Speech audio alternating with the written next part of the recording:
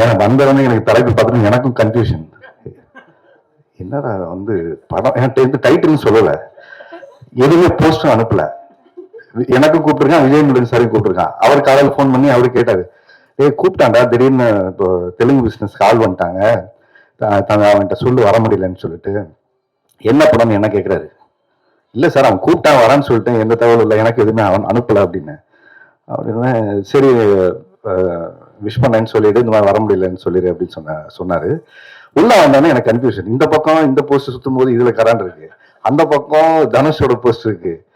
இவரு டைட்டில் அவர் எடுத்துட்டாரா, அவரு டைட்டில் இவன் எடுத்துட்டாரா அப்படின்னு சொல்லிட்டு ஒரு குழப்பத்திலே தான் நான் உள்ள வந்தேனே.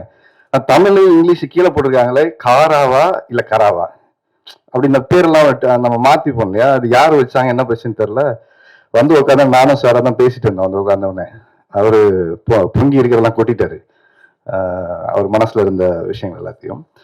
இது குழப்பம் தான். இது வந்து இப்ப நாங்க எந்த காராவை பார்க்கணுங்கிறத முதல்ல ரிலீஸ் டேட்டை வச்சு தான் முடிவு பண்ணோம். இந்த டேட்ல ரிலீஸ் ஆன படம் மகேந்திரன் படம், அந்த டேட்ல ரிலீஸ் ஆன படம் தனுஷ் படம். ஸோ அதனால தம்பி தனுஷோட முதல் ரெடி ஆயிட்டான்னு நினைக்கிறேன்.